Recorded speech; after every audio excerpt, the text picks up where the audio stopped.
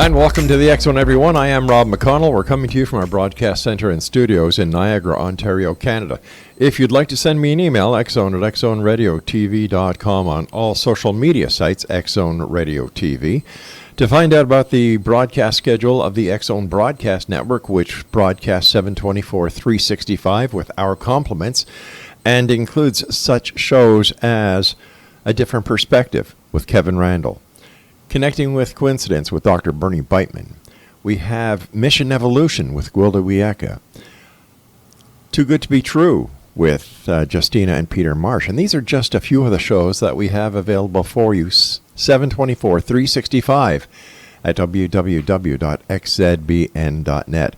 Now, to watch the X Zone TV channel on Simul TV, just go to www.simultv.com, and in the search engine on the main page, just click in X Zone. It'll bring you to our channel where you can either sign up and watch the channel, or you can actually just click on the guide to see what programming is on that day. It's that simple.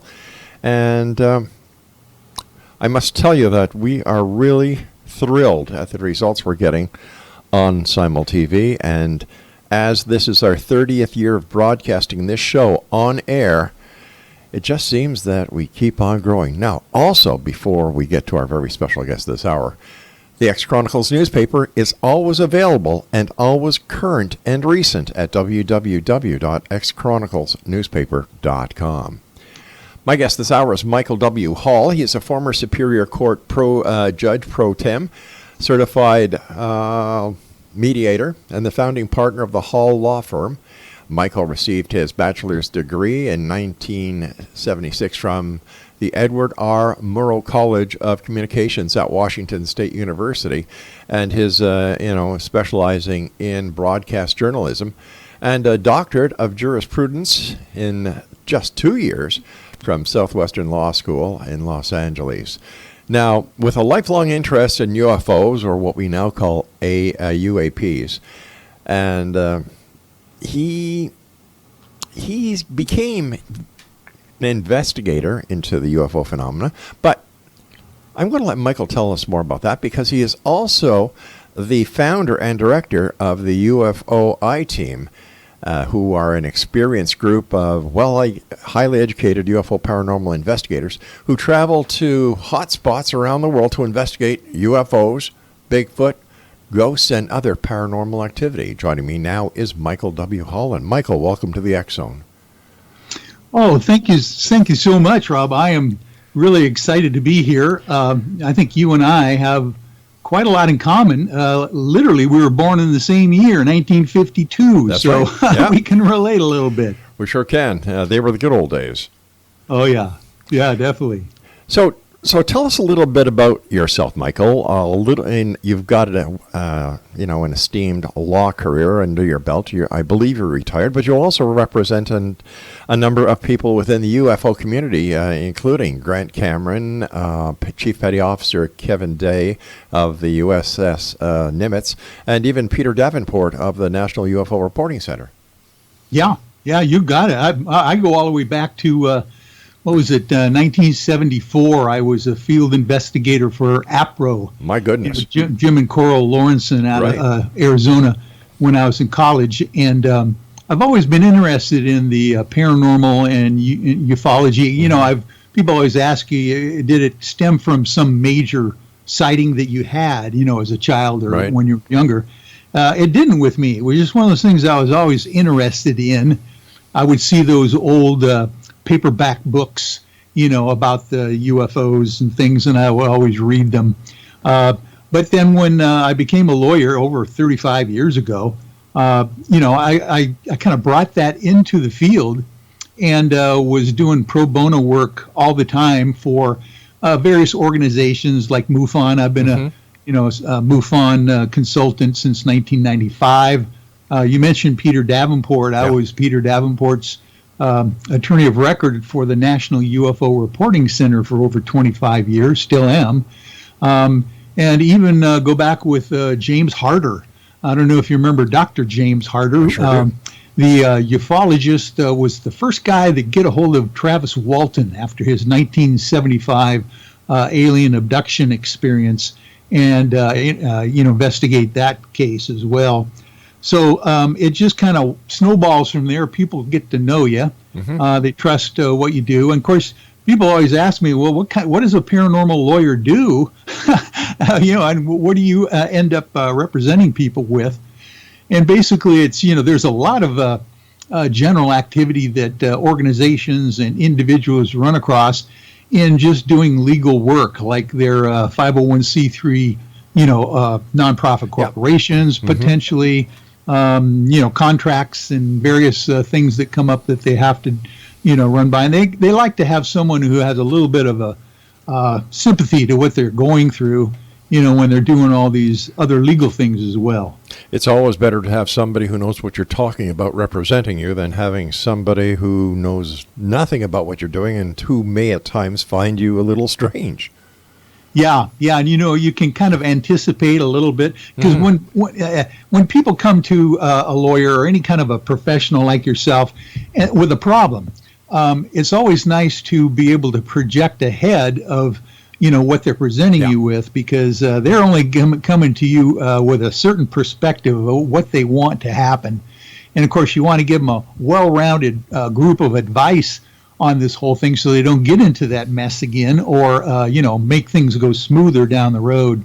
So I try to bring that onto the table when we're dealing with other organizations and investigations, especially when you're dealing with private property, when you're dealing with government organizations, and those kinds of things. You got to kind of keep an eye out for your client. That's right.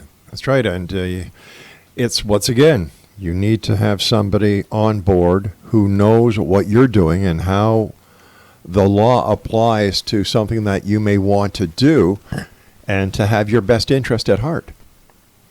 Yeah. No, you got it. Here's a great example for that, Rob, is that, there's a lot of people that like to go ghost hunting and investigating. And I always try to remind a lot of my ghoster groups out there that, if you're going on private property or property where you need to get some permission ahead of time, and or you need to have a contract with the property owner or potential people that are going to be involved in the investigation, you might want to have something in writing ahead of time, just to make sure that you're not going to run into a problem halfway through your investigation that you didn't anticipate at that time. So lots of different things pop up. So have you seen a UFO since you started being a UFO investigator? Oh, yeah. You have? I have. Matter of fact, people would ask me, what's your experience in sighting? What's your experience? And of course, I would always say, well, like anybody else, you always see these unique lights in the night sky. Potentially, even during the daytime, you might see something that's a little bit anomalous and unexplainable. But gosh, ever since I think about 2012, it all opened up for me as far as an actual personal sighting of something that was quite unique. And if we've got time for maybe a 5-minute overview, I can give you that sighting report that I had. Sure. Why don't we do this when we come back from a commercial break that we have to take in about a minute from now? But right now, let our listeners know how they can find out more about the work that you and your UFOiTeam do.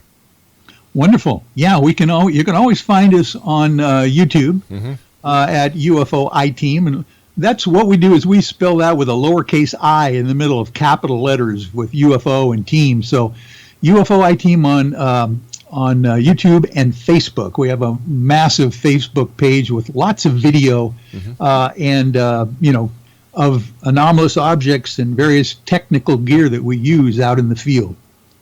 All right, stand by. You and I will be back on the other side of this short commercial break.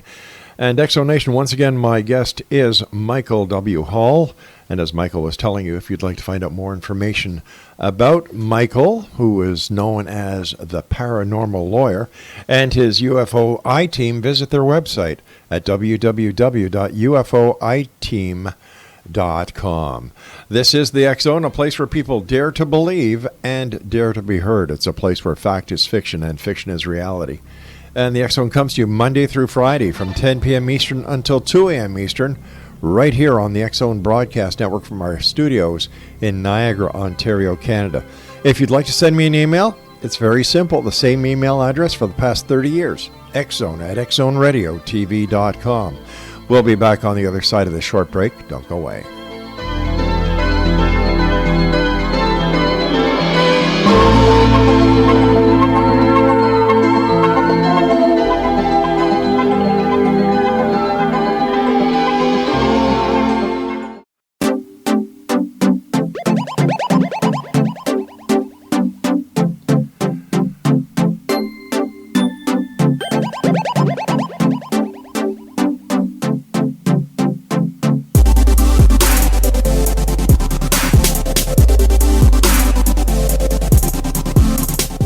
Exonation, my guest this hour is Michael Hall, and Michael is known as the Paranormal Lawyer. You can find out more about Michael and the work that he does along with his UFOiTeam at www.UFOiTeam.com. Michael, before we went to the commercial break, you were going to tell us about an encounter or a sighting that you had, but we decided to hold it on to the other side of the break so that we wouldn't disturb you while you were telling our audience about your experience. So please, go ahead. Okay, wonderful.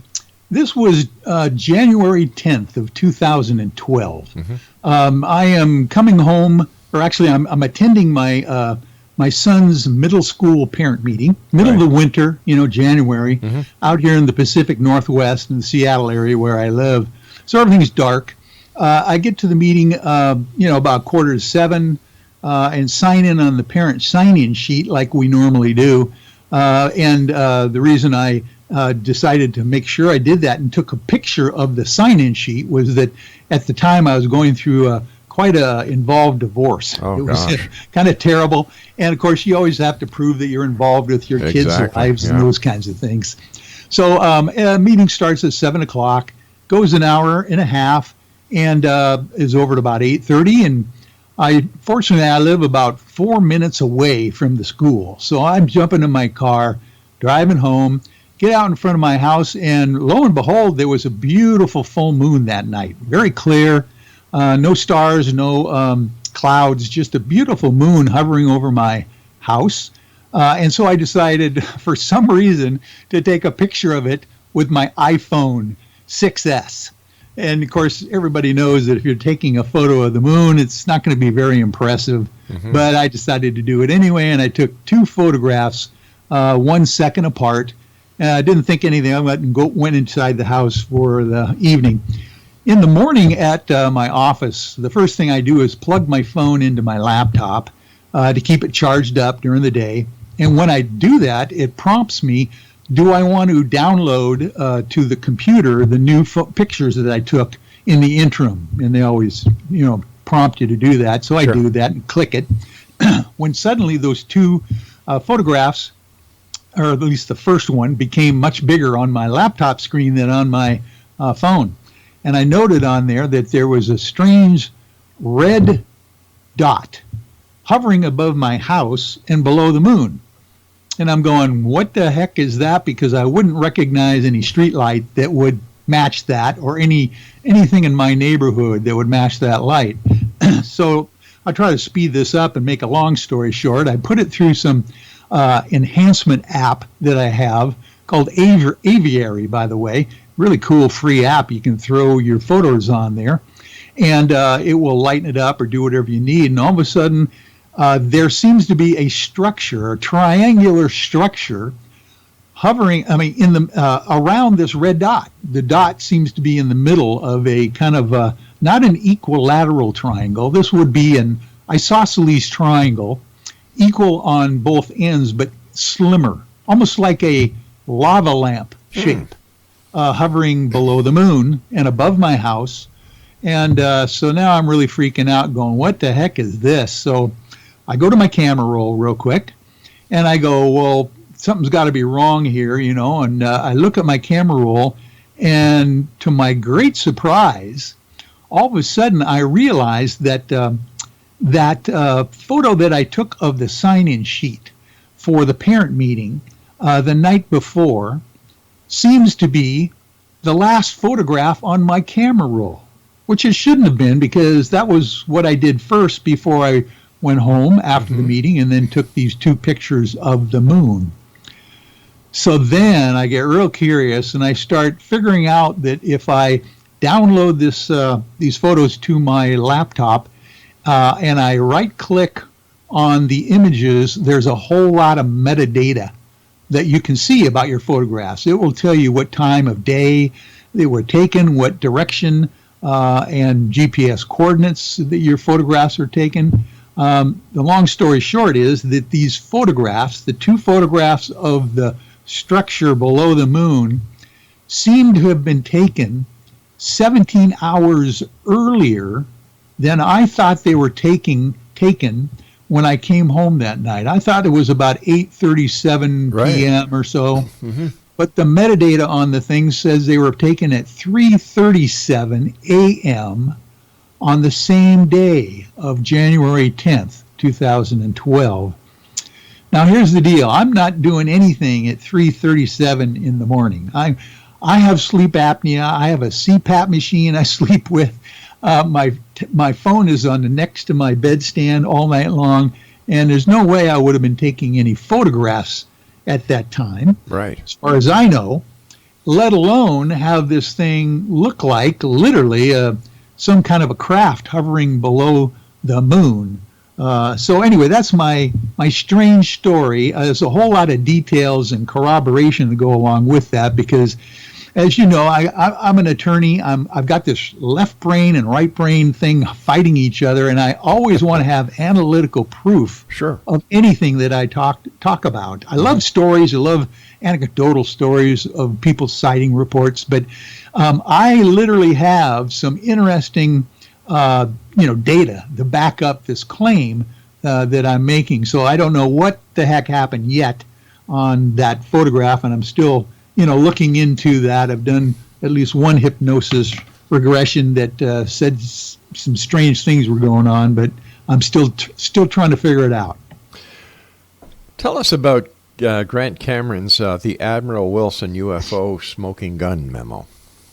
Oh, I tell you what, Rob, this is, I predict that in the future, after disclosure happens, after things really kind of become well known as far as the general public of the reality of the extraterrestrial presence on the planet, that this memo is going to be thought of as the turning point in history on our planet. I can't say too much about this thing. Basically, on January 2nd of last year, 2019, I get an encrypted phone call from my client, Grant Cameron, one of the most famous ufologists of all time, and really been in this field for well over 40 years, saying that he is about ready to drop a major UFO bomb, he tells me in this encrypted text. And he needs to run it by me as the paranormal lawyer. That's all he said. Very short and cryptic. And I'm going, oh my goodness. If Grant Cameron says he's got something huge, it must be huge. So literally, he comes up and sends me this, it's a story that he got a hold of this document from a gentleman who got it from Dr. Edgar Mitchell's estate papers when Dr. Mitchell passed away. Because Dr. Mitchell was on the board of directors for NIDS, National Institute of Discovery Science, with Robert Bigelow, of course, and Kit Green, Eric Davis, the scientist, Russell Targ, all these guys that have been involved in ufology forever. This memo purports to be, and I literally had it for 6 months before it was released to the public. So I got a chance to vet this thing page by page, 15 pages of single space type, by the way. It is so jam-packed full of revelations and names and programs and everything that it's amazing that it's even out there. But it purports to be a conversation between Eric Davis, Dr. Eric Davis, a high-ranking government scientist, interviewing Admiral Thomas Ray Wilson, who at the time was the J2, Joint Chiefs of Staff, second in command who, by the way, was in charge of all the military branches' intelligence departments. You're talking Army, Navy, Marines, Air Force, everybody. And this interview is basically Eric Davis asking him about an incident that happened to the Admiral in 1997. The interview took place in 2002 with Eric Davis, but he's asking him about this thing that happened to him in 1997, where he was initially briefed by Dr. Stephen Greer and Edgar Mitchell and a couple of other naval officers who were in the know and wanted the Admiral to realize there are some black projects going on that he had nothing, that he did not know about, he probably should know about. So come to find out, the Admiral makes a few phone calls thinking that it was just going to be, a joke, and finds out that there is organizations out there, independent subcontractors for the military that are civilian, with no government oversight, no congressional oversight, no military oversight, that literally are back engineering UFO technology. It's a long story, and a little bit more detail I probably could give you if you're interested. But in reality, this memo says, I'll just cut to the chase here, that the Roswell, New Mexico crash happened. That the alien bodies, both dead and alive, were recovered in that incident. That that they have been working on back engineering alien technology from this era, 1947, for decades, and are still kind of stuck in getting all the stuff they want out of this.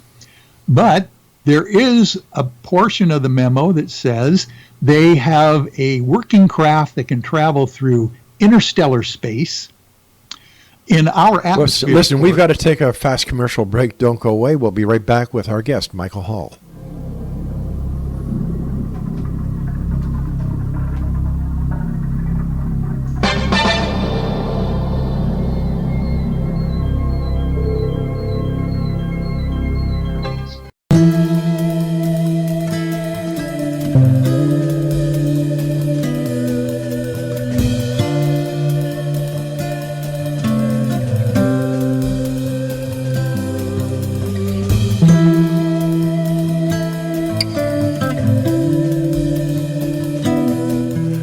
Michael Hall is our guest, Exonation. We're talking to Michael this segment about the Admiral Wilson UFO smoking gun memo that was given to Michael to look at by Grant Cameron, who is the author of Red Star Charlie and other UFO books. If you'd like more information, first of all, on Michael and his group, the UFOiTeam, www.ufoiteam.com.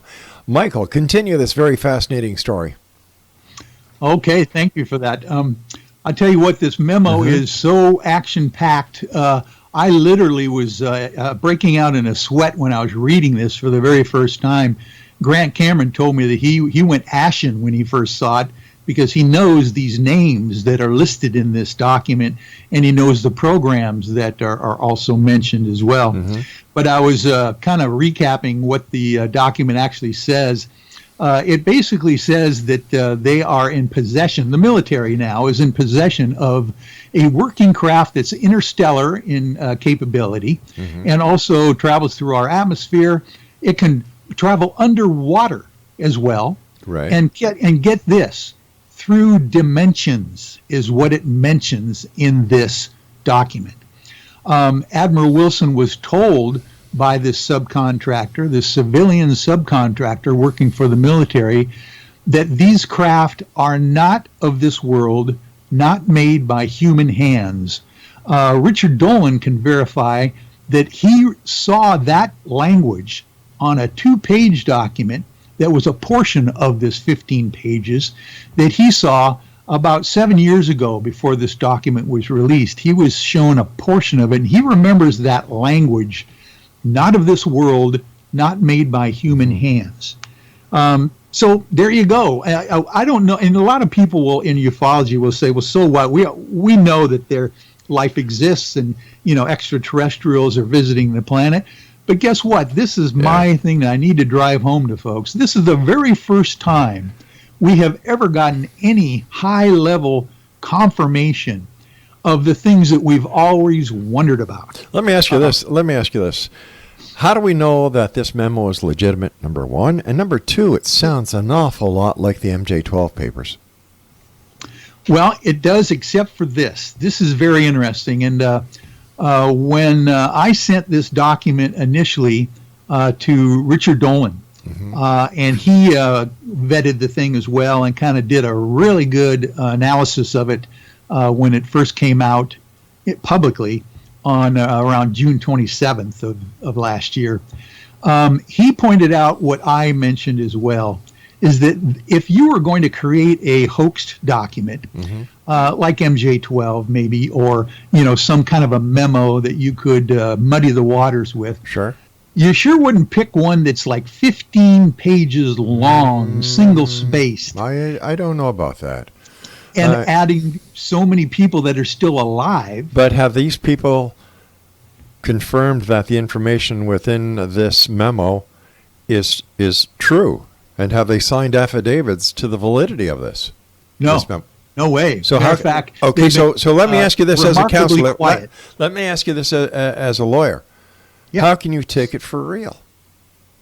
Well, I don't. And of course, I've lived with this document for well over a year now, and tried to vet as much as possible. So what I did is I went through it line by line, person by person that was mentioned, trying to find out things that were like, didn't match up. Are these people real people? Were they who they said they were in this memo at the time this memo was created? Were they in charge of this certain program, in the military, that kind of thing? All those things checked out. But was the information in the memo as to who these people were, what their position was at the time, was this public knowledge? Could somebody find out this information on the internet? Yeah. I mean, there were certain, people in special access programs that you would know would be, certain programs that they were running for sure. But Grant Cameron points out as well is that there's a couple of people in there that most of general public would not even connect with UFOs or ufology. But somebody who's into the UFO community and has knowledge that the John Q. public would not have would be able to put all this together. Yeah, that's true. That's true. So it is, it's a conundrum for sure. You also investigate other things. I was interested to see, besides UFOs, you and your I team also investigate Bigfoot and ghosts and other aspects of the paranormal. Yeah, we have a good 15, 20 people in our group that are, of course, have different expertise and interests in the paranormal. We've got a couple hypnotherapists. Right. One of them is certified through the Dolores Cannon's School of Investigation. We've got some psychics. We've got some people that are heavily into the Bigfoot thing. Matter of fact, one of our good friends out here in the Pacific Northwest is Ron Moorhead, who is famous for the recording of the Sierra Sounds Bigfoot recordings. So we typically will, go to a location, for instance, like Mount Adams down in south central Washington State, and we'll do a double duty thing where we'll do our sky watches for UFOs with our technical equipment and gear, and we'll also do the Sasquatch, kind of investigation as well. They seem to, as a matter of fact, Ron Moorhead says, they seem to have some kind of connection between the two. So we're interested in finding out about that as well. What kind of evidence have you and your team been able to collect to prove that Sasquatch is real? Well, like anybody else, you've got the foot casts, footprint casts that are just very unique. Dr. Meldrum is the guy that kind of gets into the real details of analyzing the footprints, for mid-tarsal breaks and those ridges that are kind of like fingerprints on these toe prints and those kinds of things. Where that's probably as close as you can get, and then of course you've got Melba Ketchum, who has been doing the research for the DNA of this creature that seems to be a hybrid of some kind. The mitochondrial DNA seems to be of a woman, but the nuclear DNA seems to be something else that's not human. So, there's just a lot of questions. There's, of course, anecdotal evidence of people, seeing these things, and there's also fuzzy video. But, there's enough of that out there you run across when you're in the field with pretty credible folks, including law enforcement personnel, that would be telling you that there's something to this. What kind of equipment do you use when you and your UFOiTeam go out to Skywatch? Well, thanks for asking, because I tell you what, I think we are on the cutting edge of that whole idea of recording video data and different kinds of scientific data as far as proving anomalous objects and showing what we have up on our Facebook page and YouTube pages at UFOiTeam. We try to share all of that. We have night vision cameras. We have FLIR photography. We have stop action photography. We have a gentleman. We have two real technical guys on our team. One of them is named Lee Strauss. He's our mountain man camera guy that will schlep a whole group of cameras up to 15,000 feet and set up there all night long. And then we've got Dave Mason also, who is a real technical guy, has his own electronics company out here in the Pacific Northwest, who has invented a pair of binoculars that literally will take the light signatures from a star, from a shooting star or the ISS station, or even a commercial airliner, right? Turn them into audio, turn them into sound, light into sound. And so what we'll do is run that sound through an oscilloscope analyzer, and basically we can pinpoint, well, this is a commercial airliner, this is a satellite. We can pinpoint what these things are through the sound and light frequency. But here's the kicker. You're going to love this. We have the capability now of taking that sound signature that's anomalous, turning it back into light, and sending it out in a diffused laser directly back to the object that's emitting it. So what we're hoping is that we're going to set up a CE5 scenario where we are literally initiating potential contact with anomalous objects in the night sky. Is there any chance that by sending back a laser beam to something that could very well be a UFO could be misinterpreted as a hostile action? Well, we've thought of that, of course. We're thinking that since their signature is individual to their own selves, that sending back their same signature to themselves would be one of the least onerous things that we could do, at least showing them that we recognize who they are, and we are now capable of sending, the signal right back to them. Okay, Michael, stand by. We've got to take our final break. And Exonation, if you'd like to have more information about Michael Hall and his UFOiTeam, visit their website at www.ufoiteam.com. This is the X Zone. We're going to be wrapping up this hour when we return from this commercial break, so don't go away.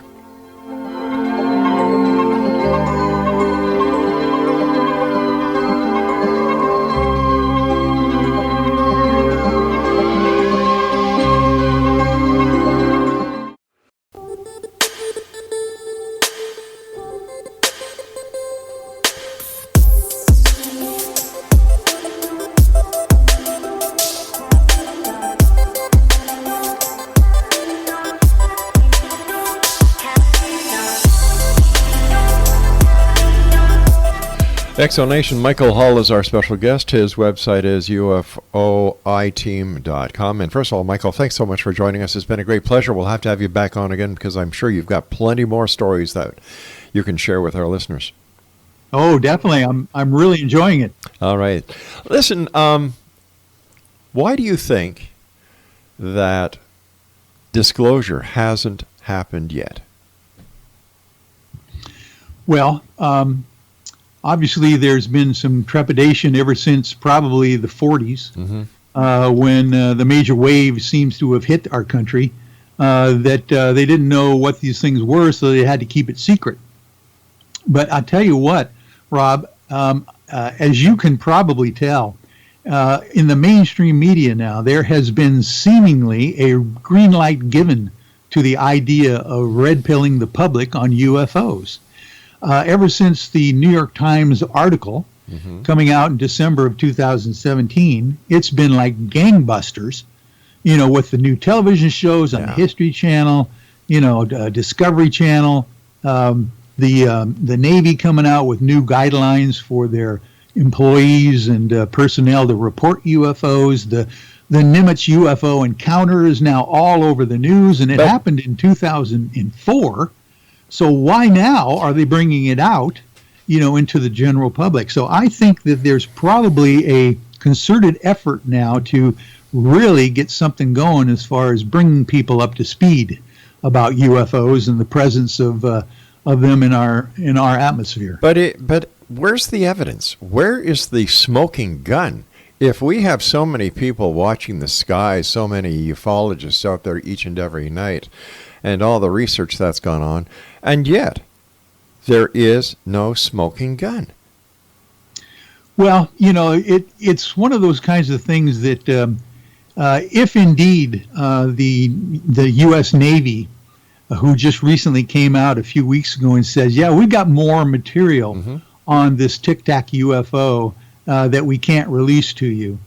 Matter of fact, they had the Tic Tac footage of these UFOs in 2004, and they didn't release it. So, there is smoking gun memos all over the place out there, I believe, that have just never hit the public, and they won't do that until they want to. This almost sounds like a PR game that somebody's playing. You got it. It's something just doesn't seem right about the entire thing. We know, for example, that the military has been working with hyperspace vehicles for years now. I remember when the Aurora was first discovered, people thought that it was a UFO. I remember the Pegasus launches that NASA was doing off the coast of Florida in the Gulf. People thought they were UFO, and it caused a big thing. Yes, when the X-Files came out, my goodness, the UFO sightings soared, and with all the hype and hoopla that is being done with TTSA, once again, we're seeing a spike. But where is the proof? Well, I tell you what, if anyone told me in the beginning of last year, 2019, that these things would be coming out, in the mainstream media on Fox News, the government is talking about a space force and all that kind of stuff going on, I would have been agog at that point that stuff would be happening so quickly this last year.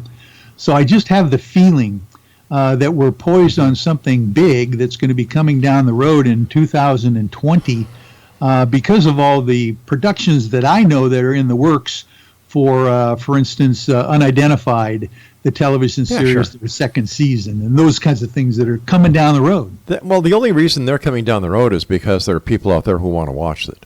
And they have to be sensationalized or the people won't watch it. You know as well as I do, because you took journalism and broadcasting, that the media is an entertainment venue. Reality is very rare when it comes to the media. And if it don't bleed, it don't lead. And the media is driven by dollars that they can get from advertisers. So with all the interest in UFOs, ghost hauntings, things that go bump in the night, sure they'll continue until the market is so saturated that it will fizzle out. So with everything that is going on, I think that the media is doing more harm than good by putting so much programming on that is sheer speculation. Because nowhere, not one of these shows, and even with the reporting of the Tic Tac, can anybody say without any hesitation, based on fact and proof, that these are real UFOs from other planets. No, you're right there. But one example of the switch in attitude seems to be Dr. Michio Kaku. Yeah.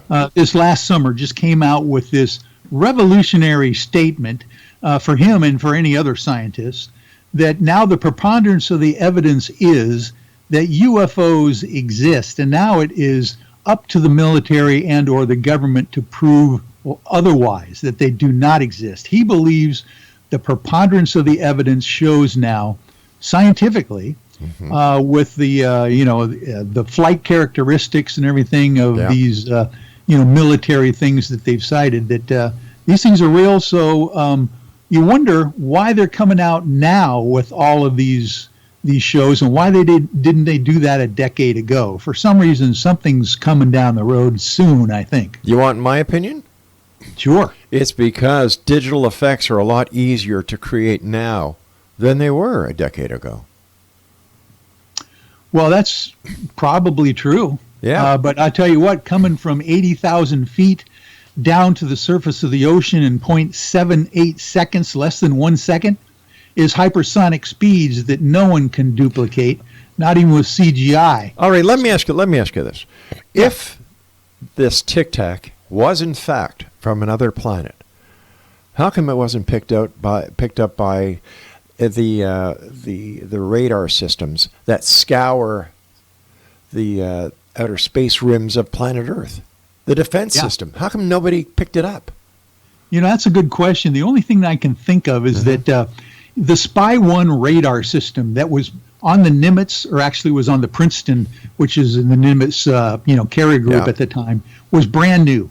It just rolled out. Something new that they'd never had before. And that's when they started picking up these flights of 5 and 10 of these tic-tac shape objects coming from Catalina Island area down south into Mexico.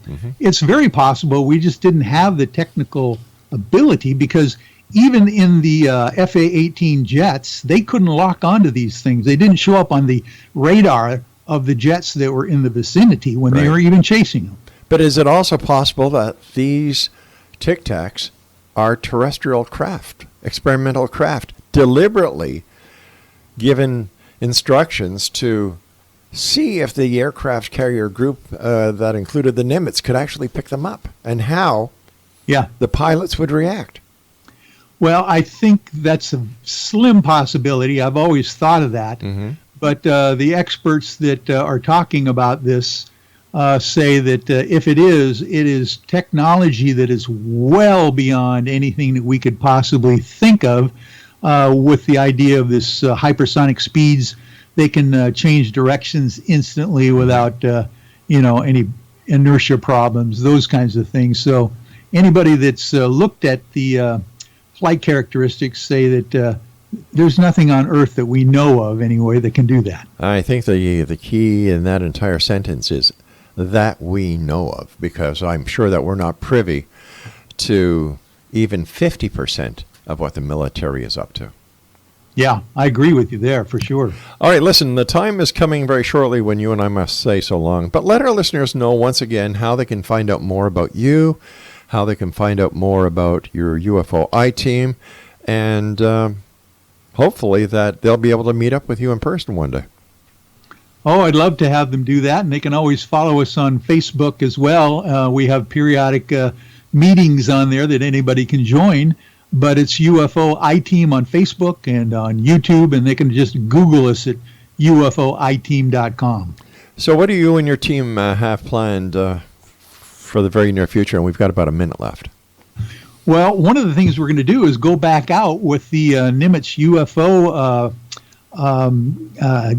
veterans, we're going to go do another expedition to Catalina Island to search for those Tic Tac UFOs. So if I find something new out there, some new data, we'll definitely share it with you and your audience. I'm looking forward to that.